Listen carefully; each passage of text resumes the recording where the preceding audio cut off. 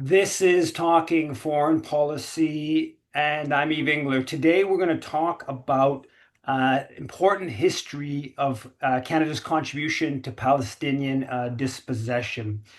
Canadian diplomats' role in the 1947 partition plan is particularly relevant today as we see Israel committing genocide in Gaza, as we see Israeli officials basically announcing they're going to annex the West Bank. Also, just a couple days ago, Reuters reported that the Canadian government and the UK are actually pressuring France not to join 147 other countries that have formally recognized Palestine. So the Carney government is opposing other countries recognizing Palestine internationally. And just recently, the University of Victoria professor John Price has a new article in the International Journal titled Resisting Palestine's Partition. Elizabeth MacCallum, the Arab World, and UN Resolution 181. So first of all, thanks a lot for coming on Talking Foreign Policy, John. And can you just start off by just telling us a little bit about Elizabeth MacCallum because she's kind of an interesting character in the history of external affairs diplomats. Yeah, thanks for having me on, Eve. It's a great pleasure to join you. And I'm really happy to talk about the article and about Elizabeth MacCallum. Elizabeth MacCallum is a very interesting character. She was born in Turkey of missionary parents. And so she was what we call in the foreign policy community a mishkid, that is, a child of missionaries. And I just want to say from the top here that missionary kids in foreign affairs Canada, have an interesting history because often they had a lot of local knowledge. So we have people like Chester Ronning, who was a missionary kid, a mish kid also, who was a real advocate for establishing diplomatic relations with China in the 1940s and 50s. And he went on to become a prominent member of Foreign Affairs Canada, of what's now called Global Affairs Canada. But he was also the leader of the NDP in Alberta for a while in the 1930s, right? He came from that sort of progressive radical community, as did another one, Herbert Norman. So I'm off topic, but I just wanted to insert her into that context of people, and in this case, a woman who was brought up by missionaries abroad. She was brought up in Turkey and learned Arabic and Turkish. And she came back with her parents at the age of 15 and proved to be a very good student, went to Queen's University, where she graduated and went on to do doctoral studies in Arab history and politics at Columbia University. The interesting thing about Elizabeth MacCallum was that she had a hearing disability that became more prominent in the 1920s when she was going to school. But she was an excellent researcher with very developed skills, linguistic skills. And so she was headhunted while still a doctoral student at Columbia to work for what was called the Foreign Policy Association, which was the sort of progressive international affairs group in the United States at the time. How progressive? We'll leave that for another time to discuss. But she became a writer, a professional writer for them, and produced books and policy papers on international affairs, particularly to do with the Arab world, the Middle East. However, the strain of that work and having to collaborate with her fellow analysts took its toll. And so she retired from that position in 1931 and went back to a place called Uxbridge, Ontario, where she engaged in market gardening. And she had a very firm belief in the power of the earth to heal. And so she did that for a number of years, market gardened, and but then couldn't make a go of it. She was poor for most of her life. I mean, later as a diplomat, she had a diplomatic salary, so wasn't poor then. But generally, she grew up having to fend for herself. That's why she took the job at the Foreign Policy Association, because it was easy to get a paying job, was not easy to come by, and so she took advantage of it.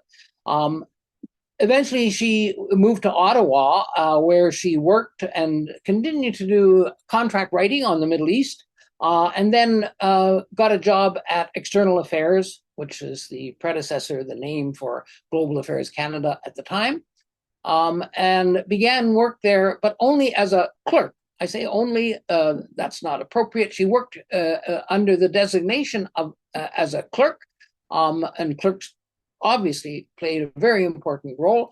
But her talents as an analyst and a historian and a policy writer were not recognized at the time. But she did get in a foot in the door. It should be said that no women were foreign policy officers in external affairs at the time. It was simply not allowed. Women, there was a glass ceiling. You could not become a foreign policy officer, an official. You could only be in the ranks of those who were doing the work of clerical duties. And so that's the position she took. But quickly, she came to the attention of external affairs because of her abilities, and particularly because in 1943, things were happening internationally that were causing then Prime Minister Mackenzie King some grief.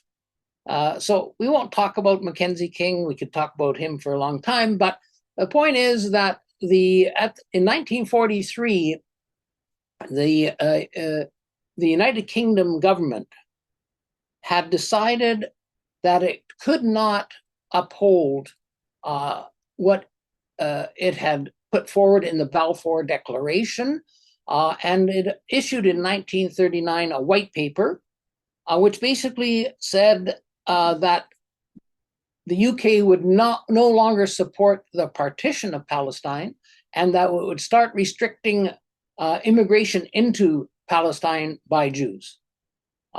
Prior to that, it had had a whole program of supporting Jews going to Palestine, and it helped create the Jewish Agency, which sort of was a semi-governmental agency backed by Zionists around the world. However, in 1943, they began to see limits. The resistance on the part of Palestinians to what was going on had made itself evident in 1936, 37, 38, 39 through constant rebellions and uprisings against British control. That control was under the terms of a mandate. And so the UK government began to backtrack a bit. And this caused great concern at the time. So this was 1943. And we do have to remember in 1943, word was becoming quite clear about what was happening to Jews in the concentration camps in Germany. And also, there were the terrible incidents of policies of the Canadian government restricting Jewish immigration, and the St. Louis affair, when the boat tried to dock and was turned away, is a well-known instance of anti-Jewish racism on the part of Canada at the time. And so there was a lot of sympathy for Jews. And so what happens is that this new policy, the White Paper of 1939, causes the Zionist movement internationally and the Zionist Organization of Canada to begin to mount a lobby. And they go to Mackenzie King and say, you've got to get the 1939 White Paper issued by the UK overturned. And you've got to support the creation of a Palestinian, of a Jewish state, a Zionist state in Palestine, and you've got to support greater immigration of Jews into Palestine. Mackenzie King was not particularly sympathetic, but he didn't know how to respond. So he asked External Affairs. He was actually had two portfolios. He was prime minister. He was also the minister of External Affairs at the time. He held both positions. And so he ordered his department to develop a response to the Zionist Organization of Canada. And so the department looked around and said, who can do this? Who can, bring up or who can analyze this and respond to the positions being put forward by the Zionist Organization of Canada? And so lo and behold, there was Elizabeth MacCallum waiting, in a sense. And so they turned to her and said, please respond to this lobbying on the part of the Zionist Organization of Canada. And so she did. And she wrote a 17-page paper that you can now find in the papers of Mackenzie King, his personal papers. The 17-page paper written by Elizabeth MacCallum was read by him, marked up by him. And so she had all of a sudden been vaulted very appropriately into this position of influence because, as she put it in her interview many years later, none of the men in the department were interested in the Middle East. So she got the job, and so she did it. And frankly, all her writings were pretty amazing. She demonstrated a really strong appreciation of a number of things. One was, and stop me if I'm going on too long, one was that she understood and articulated the importance of recognizing that Jews who had been victimized by the Nazi government were gaining sympathy around the world for diverse reasons.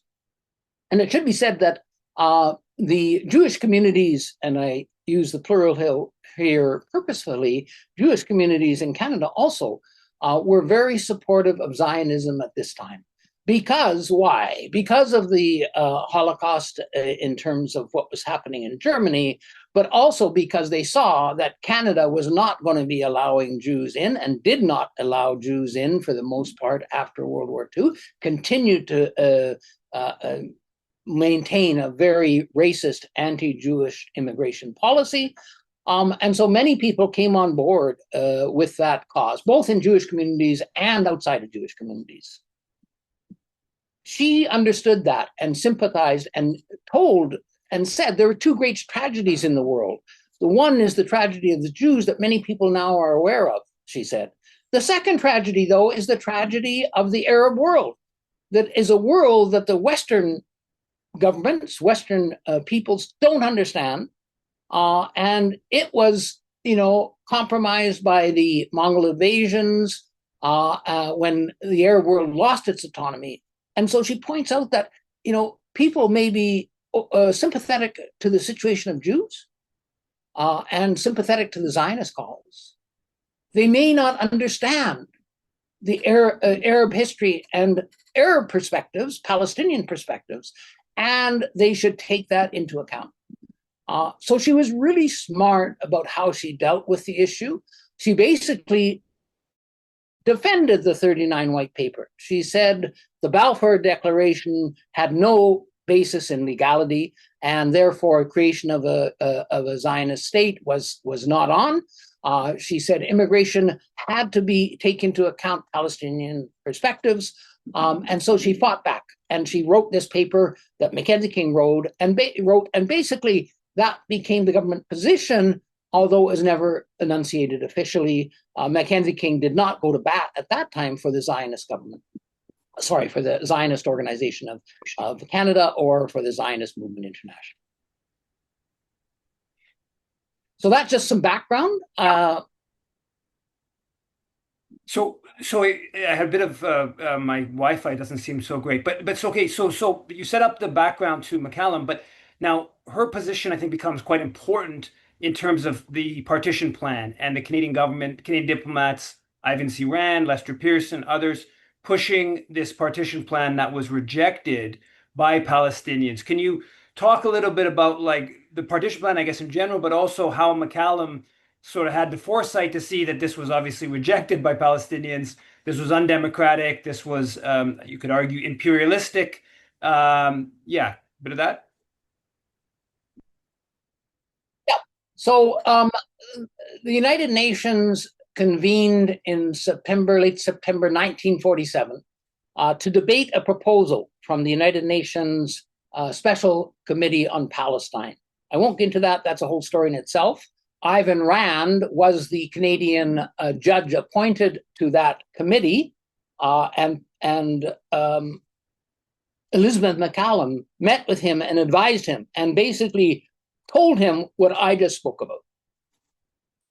However, the committee, the special committee, divided on that, and the majority, including Rand, advocated for partitioning Palestine, for the creation of a Jewish state in Palestine, and a minority advocated for a federated single state of Palestine with a Jewish presence, if you like. And so that comes to the United Nations. And so at this time, this is the United Nations General Assembly in New York. Hundreds and hundreds of people are attending. Even the Canadian delegation had about 70 people. The United Nations in 1947 is dealing with a lot of issues, including issues that I've dealt with elsewhere. For instance, on Korea, they dealt with Korea in 1947.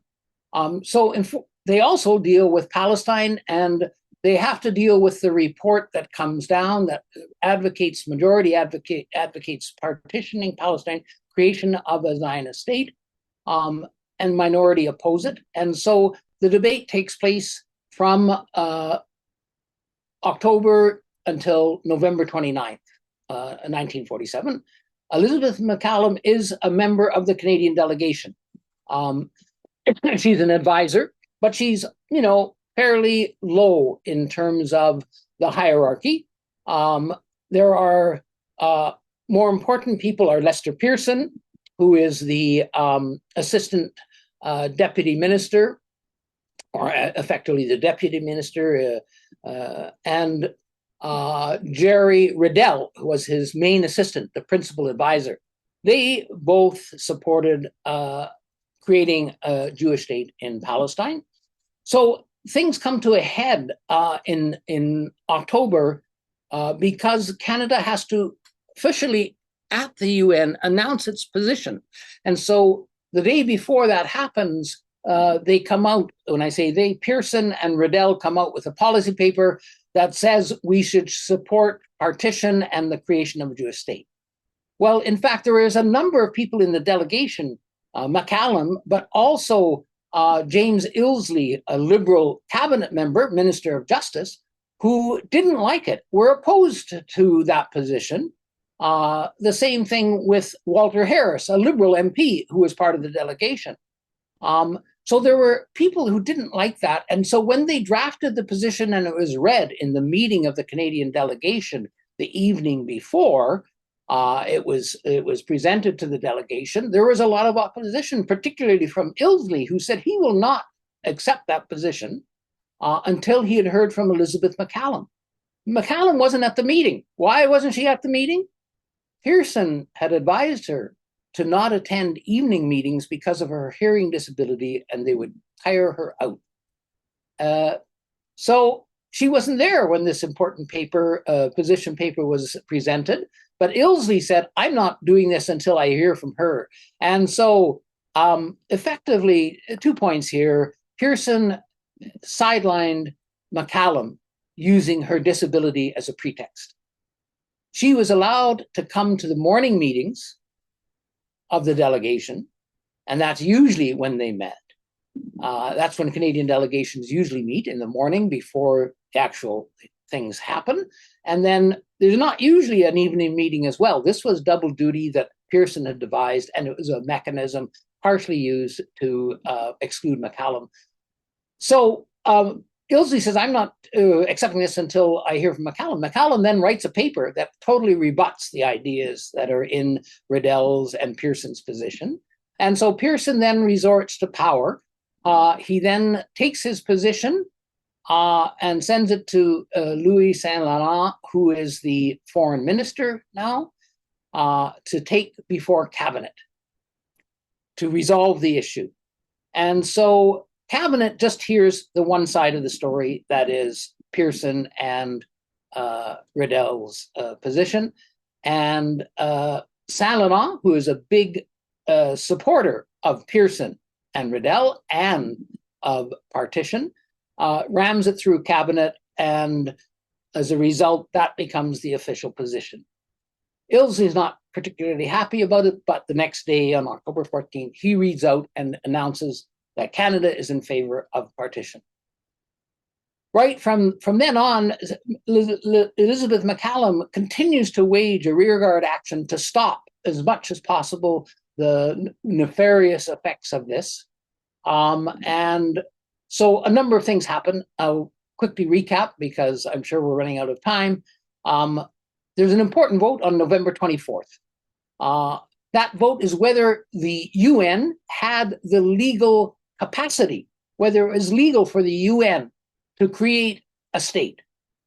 And so it was brought to the committee for a vote to refer the issue, whether the UN had that ability legally to create a state, and refer it to the International Court of Justice for an opinion.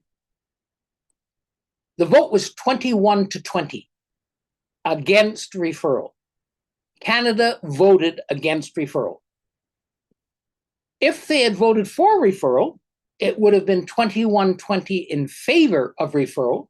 The issue would have gone to the International Court of Justice. And what happened on November 29th, the bill, UN Resolution 181, would never have seen the light of day. So that was an important moment. The reason that vote, Canada voted that way, was because A, they supported partition, they supported the creation of a Zionist state, but also they argued that it would take too long for the International Court of Justice to render an opinion, and in the meantime, war would break out.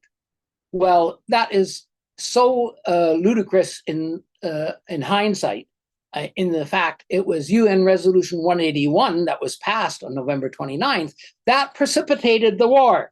There would have been an 8-month period where other things could have happened, including conciliation, and a number of delegates called for conciliation, all ignored by Pearson and Riddell. And so they continued to manipulate. Pearson played a very key role, but constantly hounded by MacCallum in that discussion. So that's sort of the story. In the end, the vote just passes. They needed a 2/3 majority. They didn't have it until the last minute. And the US had to resort to despicable pressure tactics against developing countries to make sure to bring them in line and to vote for partition. Without that having happened, partition, the Resolution 181 would never have passed. And so there's no legal basis for the coming from the UN for the creation of a Zionist state. And secondly, international sentiment was not necessarily in favor. There was huge international sentiment to support the Jews who'd been victimized by Nazi Germany. And that was part of the reason people sort of went along in the end.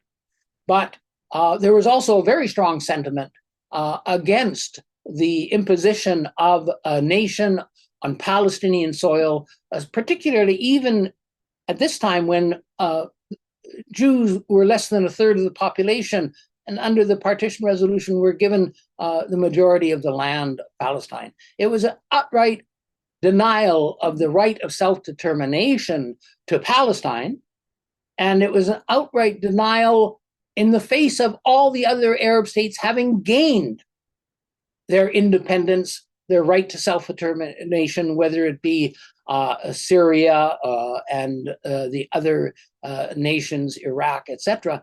They have been also under mandates of the British or French empires. They had all become independent. It's only Palestine that was denied its independence in 1947, and that was a deliberate move. It was a deliberate action on the part of the United States, and I should say the Soviet Union at the time was a big backer of the partition, and so that's the origin of the partition. But as I mentioned, there's no basis legally in terms of the UN creating a separate state within Palestine.